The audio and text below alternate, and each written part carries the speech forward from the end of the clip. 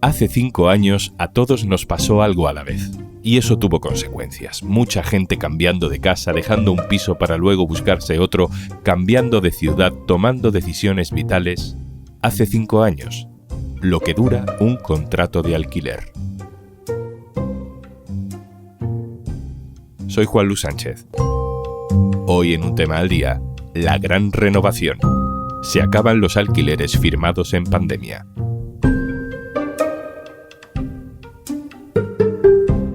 Una cosa antes de empezar. ¿Conoces Kit Digital 360? Te cuento más al final del episodio. Hola, soy Ana y hace 4 años y medio llegué al piso de alquiler en el que vivo ahora. Hola, soy Elia y hace casi 5 años que llegué a mi piso en el barrio de Lavapiés. Hola, yo soy Raquel y en mi caso, con nosotros conseguimos un alquiler de estos pandémicos. A finales de 2020, hace 5 años, hace justo 5 años, tratábamos de volver a la normalidad, a la nueva normalidad. Ya no estábamos confinados, pero veíamos venir la gran ola del virus en las vacaciones de Navidad. Teníamos miedo, pero había que recomponer una vida que había quedado suspendida en marzo. Teníamos que volver a ciudades que habíamos dejado para teletrabajar quizá cerca de la familia o recuperar el contacto con compañeros de aquel piso que quedó abandonado cuando se paralizaron las clases. Simplemente había que seguir digiriendo la vida. Yo me separé después de la pandemia y nosotras nos separamos y consideramos que lo más positivo para nuestra hija era que viviéramos en el mismo edificio o en uno cercano. Todo aquel torbellino, todo aquel intento de volver a la normalidad que ya no era como la normalidad de antes, implicó muchas mudanzas. Algunos de esos alquileres estaban algo más baratos. En ese momento, pues muchas personas decidieron marchar fuera de la ciudad o a lugares un poquito más grandes y conseguimos, por un precio bastante razonable, de 750 euros, un piso de una habitación donde poder compartir mi hija y yo en el mismo bloque en el que aún ahora vive su padre. Y conseguimos un piso que a todas luces, pues por el precio, porque nosotros pagamos, yo y mi pareja, entonces eran 1.000 euros de alquiler y era pues una casa amplia con 3 habitaciones, terraza, salón, cocina, en fin. Por aquella época los alquileres estaban un poco más bajitos porque muchos inquilinos habían dejado sus pisos, habían vuelto a sus ciudades y también creo que eso hizo que los propietarios, pues para asegurarse volver a tener los pisos con gente y volver a percibir esos ingresos, pues se amoldaron un poco a la bajada de precios que se produjo. Y también creo que durante unos pocos meses las condiciones para poder tener un alquiler en un piso en el centro pues fuesen un poco menos exigentes. Aquellos alquileres cumplen ahora 5 años, lo que dura un contrato de alquiler. Así que estamos hablando de más de 300.000 hogares que cumplen contrato. ¿Qué pasa? Que pasados los 5 años, nuestra casera obviamente pues también nos dijo que nos iba a subir y nosotros intentamos que nos dijera cuánto desde hace unos meses porque teníamos miedo de cuál iba a ser la subida, ¿no? Siendo conscientes de que iban a subir, ¿no? En cada uno de esos 300.000 hogares vive una o seguramente varias personas y todas esas personas se van a tener que enfrentar a una realidad. Lo más probable es que les quieran subir el alquiler. ¿Es eso o la calle? O la selva de encontrar otro alquiler por mucho más de lo que pagaban. Lo que vive cada día tanta gente en busca de piso, con una diferencia. Ahora buscan 300.000 a la vez. Javier Rubio, hola. Hola, ¿qué tal? Javier Rubio es abogado, es experto en derecho a la vivienda. Javier, son 300.000 hogares los que tienen que o renovar o buscar uno nuevo. Es el momento de la gran renovación de los alquileres de la pandemia. Bueno, habría que hablar, más que de revisión, de gran extinción. Lo que se va a producir, y se está produciendo ya a lo largo de los próximos meses, es la finalización del plazo de 5 años de muchísimos contratos que se firmaron durante la pandemia, que hubo un momento en el que los precios se estabilizaron o incluso bajaron del alquiler y se firmaron muchos contratos. Ahora llega la finalización de ese plazo y nuestra actual ley de arrendamientos urbanos permite que el propietario lo dé por extinguido sin más. No le obliga a renovarlo, no le obliga a dar ninguna justificación. El inquilino puede haber pagado perfectamente durante todos estos años, haber cumplido perfectamente el contrato y aún así la ley le da la posibilidad al propietario a extinguir el contrato sin más. Javier, esto en la práctica lo que significa es que muchísima gente pues va a tener que cambiar de casa, ¿no? Correcto, se va a quedar en la calle o va a tener que buscarse una alternativa que seguramente va a ser mucho peor que la que tenía hasta ahora. Yo conseguí el alquiler de este piso a un precio que era bastante competitivo, que era 950 euros, que ha ido subiendo poquito a poco con los topes establecidos por el gobierno. Y hace unas semanas, con una comunicación informal, el propietario me ha dicho que bueno, este piso va a subir el alquiler y va a subir casi un 50% del precio por el que yo lo alquilé hace 4 años y medio. Subidas del alquiler de un 50%, igual que no tiene pinta esto de ser la gran renovación, sino como tú decías, más bien la gran extinción. En todo caso no estamos hablando de una revisión del alquiler, sino de una subida, por hablar claro. Por supuesto, porque el mercado inmobiliario en estos 5 años se ha vuelto mucho más agresivo, lo podemos comprobar cualquiera, hablemos de la ciudad que hablemos, en núcleos urbanos grandes la situación es muy complicada para encontrar cualquier alternativa. Si se extingue tu contrato que tenías de alquiler de hace 5 años, ahora te vas a ir a uno peor, casi seguro, ¿no? Casi con toda seguridad. Incluso puede haber personas que se queden en la calle directamente, o sea, que enfrenten un procedimiento de desahucio porque no encuentren nada, porque el mercado actualmente exige unos ingresos, una solvencia que mucha gente ya no cumple. Pongamos a alguien que tenía un contrato de 600 euros de alquiler y ahora el mercado hace que el propietario le ofrezca un nuevo contrato a 1.000 euros o a 1.100 o a 1.200 y el mercado igual o peor. Javier, todos sabemos lo que pasó hace 5 años en la pandemia, pero me gustaría que nos explicaras por qué todo eso que pasó implicó una contención, de alguna manera, en los precios del alquiler de las viviendas. Lo que ocurrió durante pandemia fue que se paralizó prácticamente en su totalidad toda la actividad económica y, por lo tanto, también todo el movimiento inmobiliario, todo el movimiento de turistas que tiene España ya de por sí, y eso hizo que muchas viviendas que estaban ocupadas con movimientos transitorios o de turistas quedaran desocupadas. Se celebraron muchos contratos de alquiler de vivienda habitual, nuevos, a un precio atenuado, ya que la actividad económica había caído bastante. Ahora, 5 años después, esos contratos están terminando y nos encontramos con que el contexto ha cambiado tan radicalmente, con unos precios tan elevados, que los propietarios van a plantear o directamente la extinción o la firma de un nuevo contrato con una renta mucho más elevada. Y efectivamente los alquileres durante 2020, a finales y principio de 2021, fueron algo más baratos. Javier, ¿qué ha cambiado? ¿Cómo ha cambiado el sector de la vivienda y del alquiler de vivienda entre 2020 y 2025?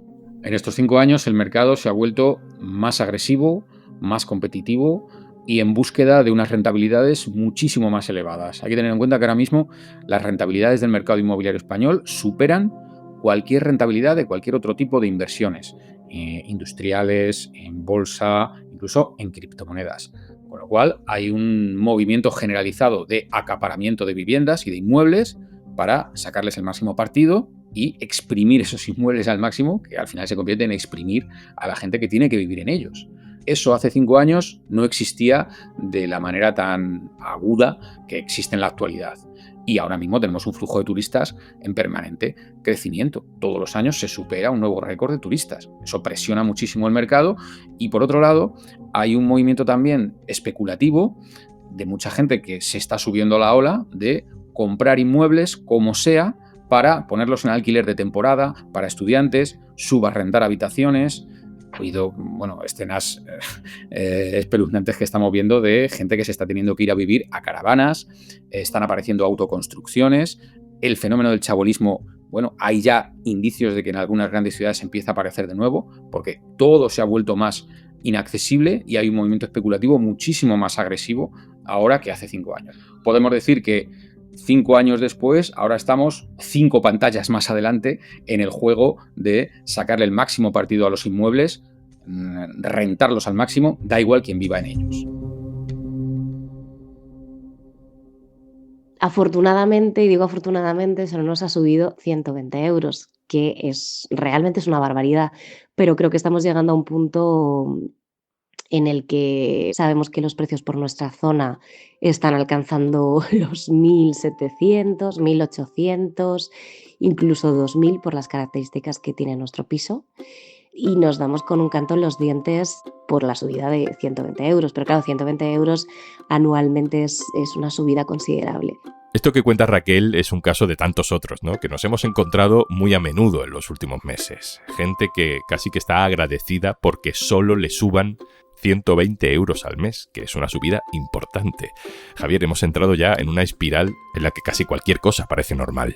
Sí, tenemos que tener en cuenta que la información sobre precios está muy sesgada por los portales inmobiliarios de Internet, que además toman de referencia los precios de los anuncios.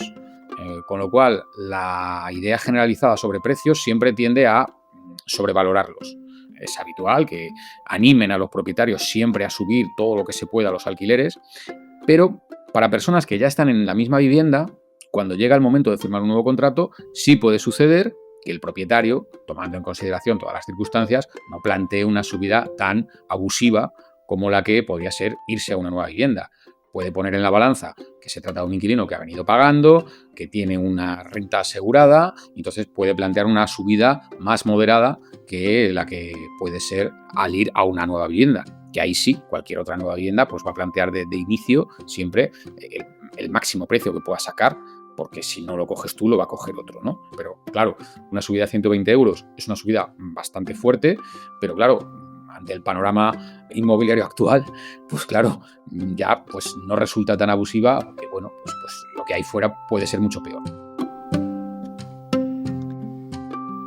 Evidentemente, con la espada de Damocles de los 5 años y una hija todavía con 10 años y medio, pues la perspectiva de que se me acabe el alquiler en el mes de enero y tener que pues marchar lejos de donde está escolarizada y sin más, o sea, conseguir un precio que se asemeje al que estoy pagando o no suba muchísimo, pues implica seguramente pues marcharme lejos, desde luego del centro de la ciudad y quizá de la ciudad. Entonces, pues este tema me ha inquietado mucho durante estos meses.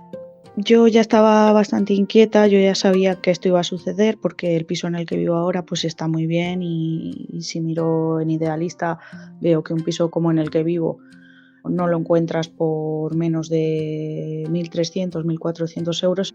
Y por un lado el saber que se iba a ejecutar la subida me generaba angustia, pero por otro lado también me generó el saber por fin, tener por fin la respuesta y saber que el pronóstico se iba a cumplir y que me sube muchísimo el alquiler. Voy a tener que tomar una decisión a corto plazo, que es buscar otra cosa o pagar un 50% más. La ciudad nos expulsa hacia afuera, poder permitirte trabajar dentro de la M30 para que tus desplazamientos cada día no sean de más de una hora, que eso es lo que se te come entre semana la vida.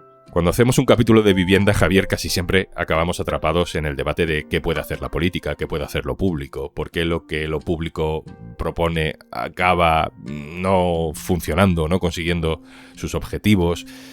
Ahora el Ministerio de Derechos Sociales, por ejemplo, de Sumar, está proponiendo un decreto para extender automáticamente esos contratos, pero claro, la competencia no es suya, es del Ministerio de Vivienda. Te pregunto a ti, Javier, algo hay que hacer, ¿no? Bueno, lo primero es no hacer nada. No es una opción. No hacer nada es continuar dejando que mande el mercado inmobiliario y, por lo tanto, la especulación inmobiliaria, que es la que moviliza el mercado actual. A partir de ahí, ¿qué es lo que hay que hacer? Podríamos hablar de muchísimas medidas porque es un tema efectivamente complejo que requiere abordajes desde diferentes ámbitos, tanto construcción como reconversión de pisos turísticos en viviendas para familias, como medidas fiscales, como recuperación de las viviendas que se han cedido a fondos buitre. Yo, en el caso que estamos hablando de la gran extinción que afrontamos ahora con los contratos de alquiler, es decretar un decreto de emergencia habitacional que habilite a una prórroga de 3 años al menos de los contratos de alquiler que están en vigor en la actualidad. Esta es una medida razonable porque no impone ninguna carga excesiva a ninguna de las partes, es decir, propietarios que tienen su piso alquilado en la actualidad y que se les está pagando la renta verían ese contrato prorrogado por 3 años, por lo tanto se tendría que seguir pagando y cobrando la renta durante 3 años. Los inquilinos verían una estabilidad ahí y aprovechar esos 3 años de prórroga por emergencia para meter un acelerón en el resto de medidas que se tienen que dar para aflojar la especulación inmobiliaria y conseguir rebajar los precios, que ahora mismo no. Bueno, están expulsando a la gente de sus zonas de vida habituales, ¿no? En las ciudades y en muchas zonas urbanas y pueblos. Javier Rubió, abogado del Centro de Asesoría y Estudios Sociales. Muchas gracias. A vosotros, muchas gracias. Y antes de marcharnos, Kit Digital 360 es un portal que ofrece una mirada completa sobre Kit Digital, donde puedes consultar los principales datos del programa. Kit Digital es una iniciativa cuyo objetivo es mejorar la digitalización de pymes y autónomos. Entra en kitdigital.red.es y descubre el impacto del programa en pymes y autónomos.